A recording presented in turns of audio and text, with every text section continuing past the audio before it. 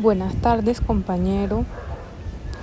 Mi grupo de hoy les hablará sobre la discalculia. Yo, Natalia Rodríguez, les hablaré sobre los conceptos básicos de la discalculia. Esta se define como una disfunción en el aprendizaje del cálculo que afecta significativamente al rendimiento escolar. Esta afecta al 3 y el 6% de la población infantil. ¿A qué edad se detecta? Entre los 6 y 8 años, pero hay señales en la etapa de la educación infantil. Esta la podemos reconocer distinguiendo entre un niño al que se le dan mal las matemáticas y otro que realmente tiene dificultades en el aprendizaje de estas. También en la mayoría de los casos es un retraso que se evidencia únicamente en esta asignatura. Encontramos señales de alerta, aunque no se puede generalizar, las dificultades en la memoria, lenguaje matemático, habilidades visoespaciales. En la memoria encontramos el recordar las tablas de multiplicar, el significado de los símbolos, recordar los pasos para resolver cálculos. En el lenguaje matemático, expresar los procesos matemáticos, interpretar enunciados de problemas, comprender conceptos de posición, tamaño y dirección. En las habilidades visoespaciales, los niños tienden a confundir los signos más con el signo por. Invertir números como el 31 por el 3. Fallos en las series 1, 2, 3. Muy buenas noches, compañeros. Yo les voy a hablar sobre la clasificación y características de la discalculia. Podemos ver distintas clasificaciones sobre la discalculia. Discalculia escolar natural, que es aquella que presentan los alumnos al comenzar el aprendizaje del cálculo y está vinculada con sus primeras dificultades específicas que logrará superar con eficiencia. La discalculia escolar verdadera, esta se produce cuando la discalculia natural no se ha superado y por tanto persisten y se afianzan los errores, por lo que se deberá someter al alumno a los programas de reeducación. La discalculia escolar secundaria es la que se presenta como síntoma de otro cuadro más complejo, caracterizado por un déficit global del aprendizaje, es decir, no se trata de tener una dificultad en alguna asignatura, sino en todos los conocimientos o asignaturas que se le imparten. Podemos encontrar tres tipos de discalculia escolar secundaria. Discalculia escolar secundaria con discapacidad intelectual. Se da en niños que padecen déficit mental y las dificultades en el cálculo son mayores. Cuanto más grave es el déficit de inteligencia, por lo tanto menos recuperable, porque las dificultades son prácticamente irreversibles. La discalculia escolar secundaria de los alumnos con dislexia, llegando al punto de que su aptitud matemática que los distingue sufre deterioros tales como confundir las cifras cuando las lee o escribe, mal encolumnamiento de las cantidades en las operaciones, no realiza el cálculo mental ni tampoco los problemas por lo que no entiende el enunciado. Discalculia escolar secundaria de los alumnos afásicos. Un alumno afásico es aquel que sufre un trastorno grave en el lenguaje, a lo que se agrega una dificultad ante el cálculo. El pensamiento no logra expresarse adecuadamente por medio de las palabras, por lo que se observa el alumno fallas en el cálculo mental, incomprensión del significado de vocablos, frases u oraciones, así como deficiencia de la atención, la memoria y la imaginación. Clasificación según Koch 1974. Discalculia verbal, dificultad para nombrar cifras y términos matemáticos. Discalculia léxica, dificultad para leer cifras y signos matemáticos. Discalculia gráfica, dificultad para escribir cifras y signos matemáticos.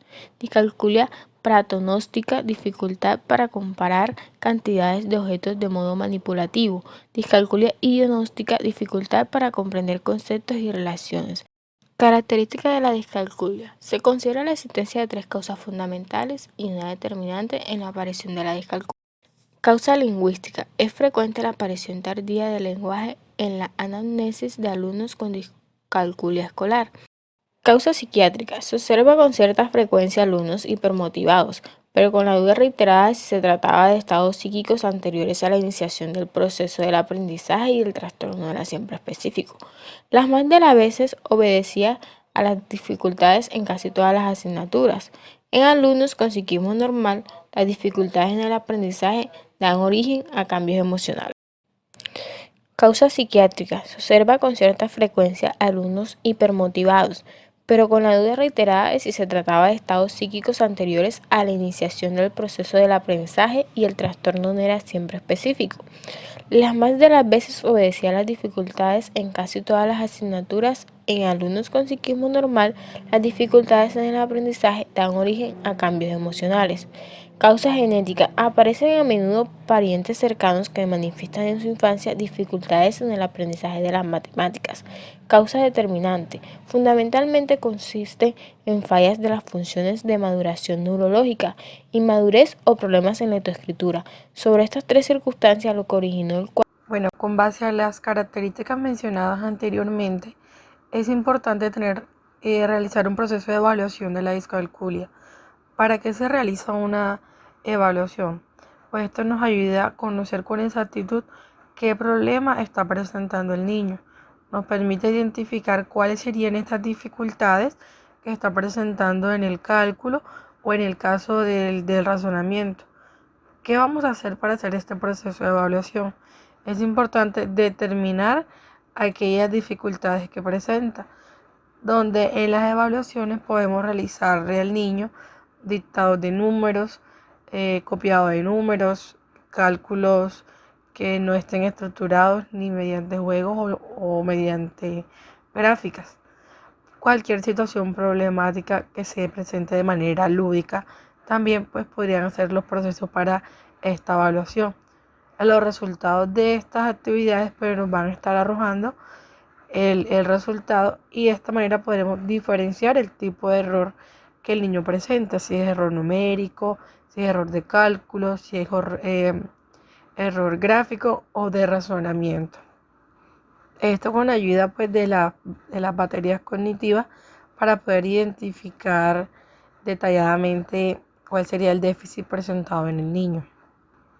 Esta batería nos va a permitir a nosotros poder evaluar las capacidades generales que presenta el niño, su tipo de razonamiento y funcionamiento de atención y memoria, aquellas áreas de las matemáticas, cálculo, pues serían aquellas principales que se estarían evaluando con la batería psicopedagógica.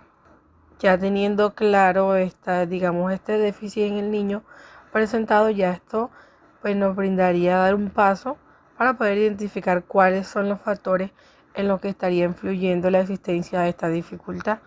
Podemos encontrar que se atribuyen dos tipos de factores: están los internos y tenemos los externos. Desde una perspectiva interna, esta se establece más que todo dificultades pues, que estén relacionadas con la representación interna. ¿En qué se enfoca esto? En los factores internos vendrían siendo las actividades de percepción motora, habilidades verbales, los fallos estratégicos, problemas de lectura, falta de conciencia, los pasos a seguir, falta de motivación. También sería un factor influyente, como el temor, la ansiedad, las atribuciones negativas, la percepción y falta de eficacia, pues afectarían los aspectos motivacionales. También la dificultad al proceso de atención, ya que no le permite mantener la atención para poder seleccionar aquellos estímulos relevantes e impulsivos. Continuando con los factores externos, influye muchísimo el medio familiar, el contexto escolar y como la metodología. En el medio familiar pues suele ser principalmente la despreocupación o exigencia excesiva por parte de los padres. En el contexto escolar encontramos las deficiencias curriculares, ya que no se tienen en cuenta el nivel de competencia curricular inadecuada. Ahí sería como una insecuencia de los objetivos que se tengan pues en la escuela, siendo en este caso funcionales y significativos las deficiencias presentadas en la escuela. En el caso de la metodología influye muchísimo la falta de la claridad en la explicación por parte de los profesores, ya que muchas metodologías de explicación es muy poco activa y muy poco participativa, siendo un poco más magistral, y no pues se brindarían o no se brindan ayudas visuales, sino más que todo explicativas y de poca participación. Ahora es importante tener en cuenta que según los resultados podemos reconocer si la discalculia vendría siendo por un déficit médico o por un déficit educativo.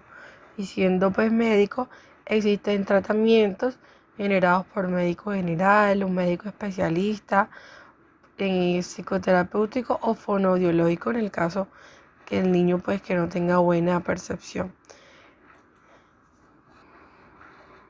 En el tratamiento educativo pues es importante pues para intervenir primero que todo tener claro cuáles son estos errores que está presentando el niño, algo específico pues para poderlo tratar. Es necesario también saber qué dificultades digamos esté afrontando el niño que no se expliquen digamos en una lección o enfermedad que haya sufrido el niño. Se trata de digamos algún trastorno en el desarrollo, entonces eso pues hay que tenerlo claro. Si es simplemente discalculia, pues entonces se hace ese proceso de evaluación. Si digamos llega a tener alguna alteración adicional de aprendizaje como disgrafia, dislexia u otra, pues esto también puede ir relacionado y se debe pues mostrar en la respectiva evaluación.